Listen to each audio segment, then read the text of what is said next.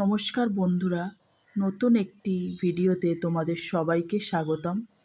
আজকে আমি ক্লাস 4-এর সুনির্মল বসুর লেখা সবার আমি ছাত্রের সমস্ত প্রশ্ন উত্তর তোমাদেরকে সমাধান করে দেখাবো।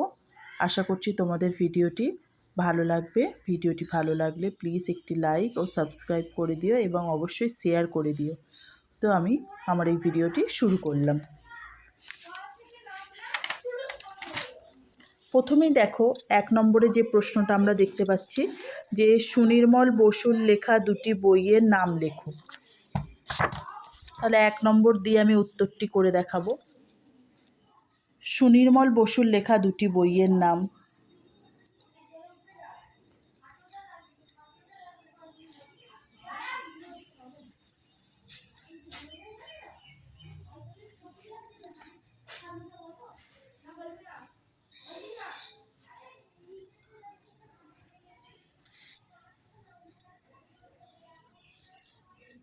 ছানা বড়া,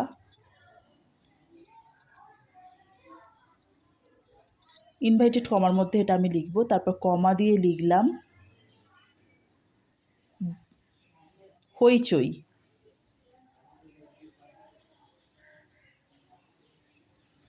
দাঁড়ি।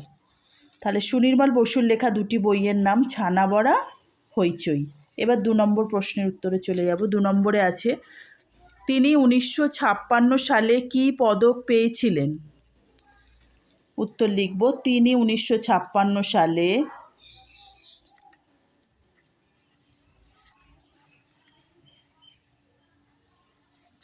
ভুবনেশ্বরী পদক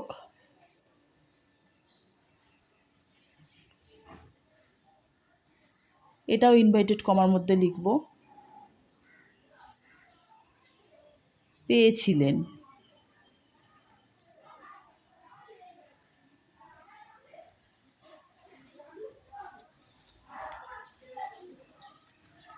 এবার 3-এর দাগের প্রশ্নে চলে যাব। 3-এর দাগের 3.1-এ আছে কার উপদেশে কবি দিলখোলা হন? এবার আমি উত্তরটি করব খোলা মাঠের উপদেশে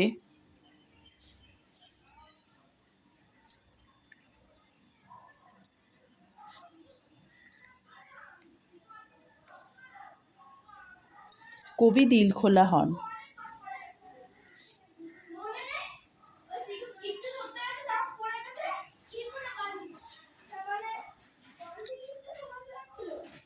এবার 3.2-এ আছে পাষাণ কবিকে কি শিক্ষা দিয়েছে?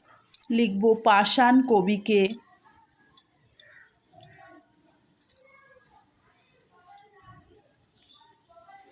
আপন কাজে, আপন মানে নিজের কাজে আর কি, আপন কাজে কঠোর হওয়ার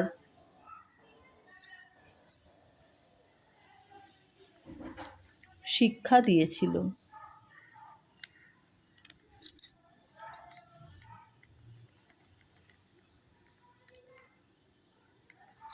এবার 3.3 আছে কবি কার কাছ থেকে কি ভিক্ষা পেলেন?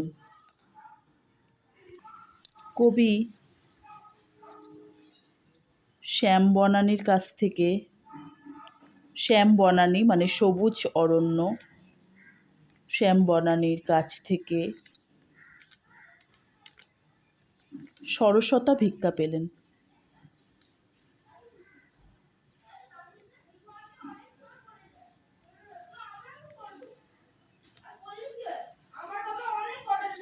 এবার 3.4-এ আছে কে কবিকে মধুর কথা বলতে শেখালো? উত্তরটা হবে চাঁদ কবিকে মধুর কথা বলতে শেখালো। চাঁদ কবিকে মধুর কথা বলতে শেখালো।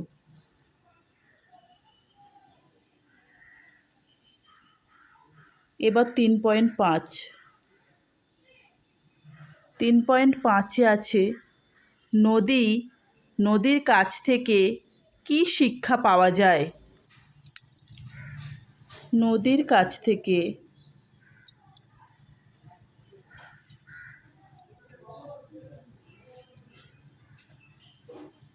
আপন বেগে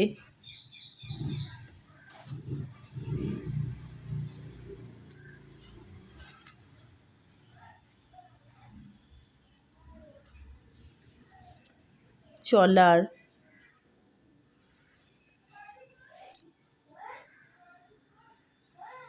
শিক্ষা পাওয়া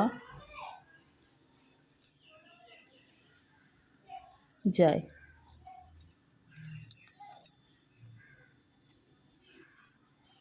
এবার 4-এর দাগে দেখো সন্ধি বিচ্ছেদ আছে, তো সন্ধি বিচ্ছেদগুলো আমি করে দেখাচ্ছি।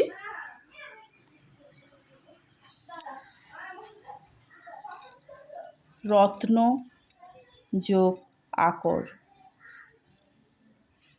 সমান চিহ্ন দিয়ে রত্নাকর।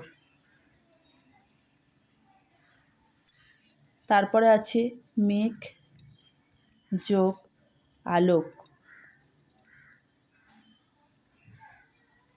সমান চিহ্ন দিয়ে মেঘালোক।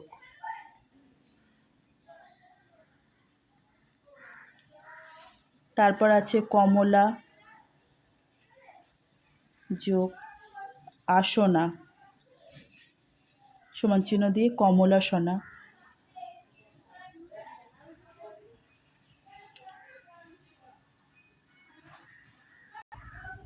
পাঁচের দাগে দেখো সমার্থক শব্দ আছে, তো সেগুলো আমি করে দেখাচ্ছি। পাঁচের দাগে সমার্থক শব্দ প্রথমে আছে চাঁদ, চাঁদের সমার্থক শব্দ শশী, চন্দ্র। সূর্য, রবি, তপন। পাহাড়, গিরি, শৈল। বায়ু, বাতাস, হাওয়া।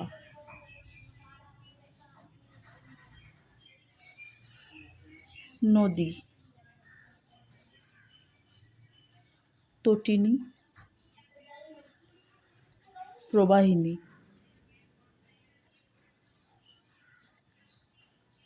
পৃথিবী,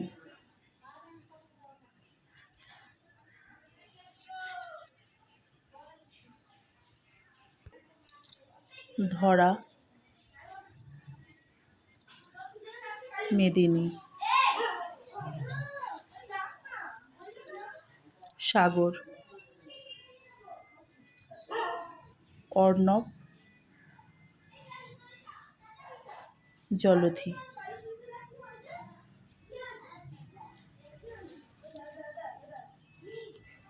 এবার 6-এ আছে বাক্য রচনা, তো আমি 6-এ বাক্য রচনাগুলো করে দেখাবো। উদার,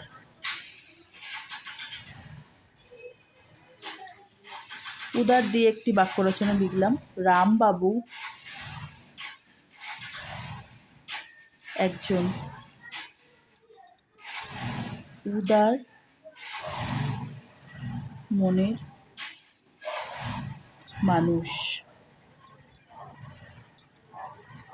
তারপর আছে মহান, মহান দিয়ে আমি লিখলাম। বিদ্যাসাগর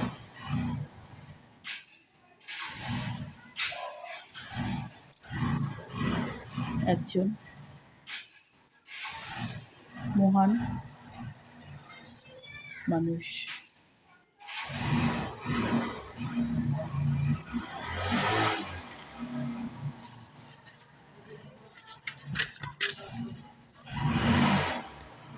এবারে আছে মন্ত্রণা।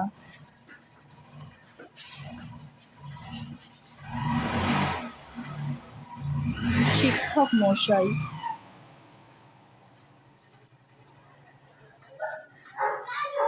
আমাদের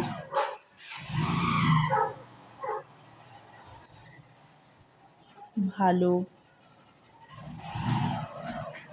মানুষ হওয়ার মন্ত্রণা দেন।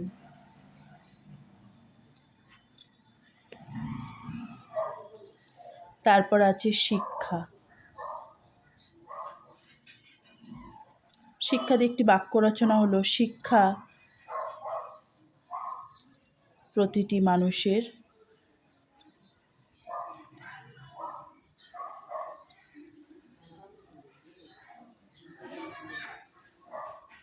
জন্মগত অধিকার।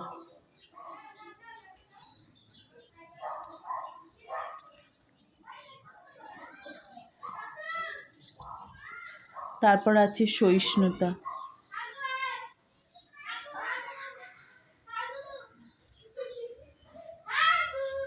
সহিষ্ণুতা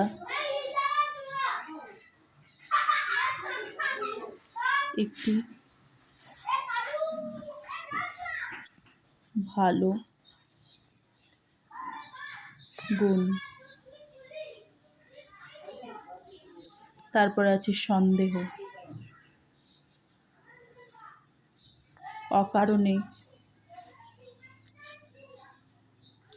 কাউকে সন্দেহ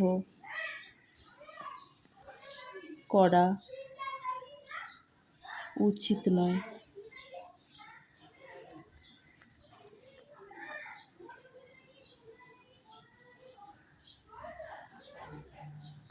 তারপর কৌতূহল।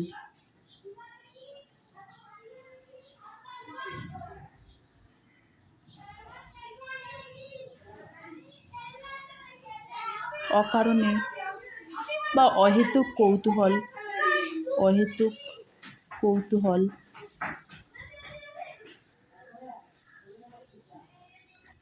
ভালো নয়।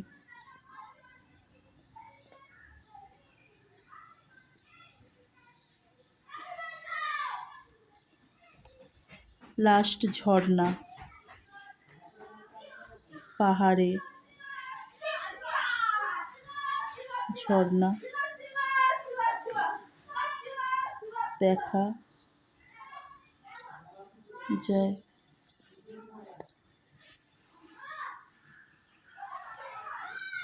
এবারে ৭-এর দাগের প্রশ্নে চলে যাব। ৭-এ আছে বিশেষ্য বিশেষণ, অর্থাৎ পদ পরিবর্তন আছে ৭-এ। তো আমি ৭-এর পদ পরিবর্তনগুলো তোমাদের করে দেখাচ্ছি। প্রথমেই আছে কর্মী, কর্ম। মৌন, মৌনতা। মধুর, মধুরতা বা মাধুর্য।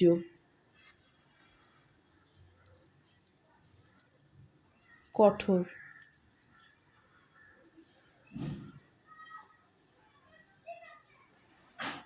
কঠোরতা।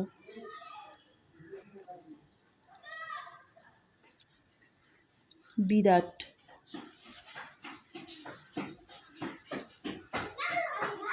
বিরাটত্ব।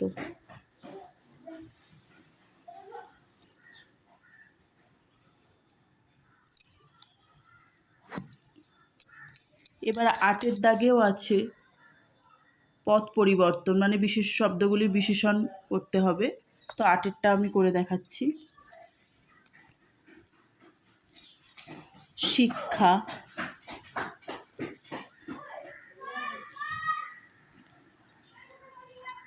মন্ত্র,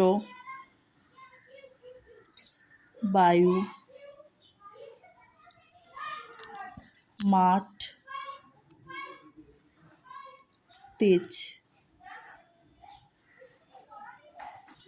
শিক্ষা থেকে শিক্ষিত,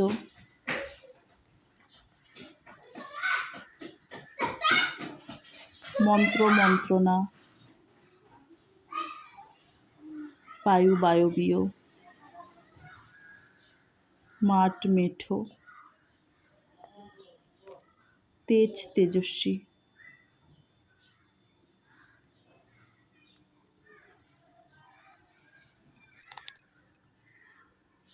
তো আজকে আমি আমার এই ভিডিওতে 1 থেকে 8 অবধি সমস্ত প্রশ্নোত্তর তোমাদের করে দেখালাম। নেক্সট একটি ভিডিওতে বাকি যে প্রশ্নগুলি আছে সেগুলো আমি তোমাদেরকে সমাধান করে দেখাবো। আজকে আমি আমার এই ভিডিওটি এখানেই শেষ করলাম।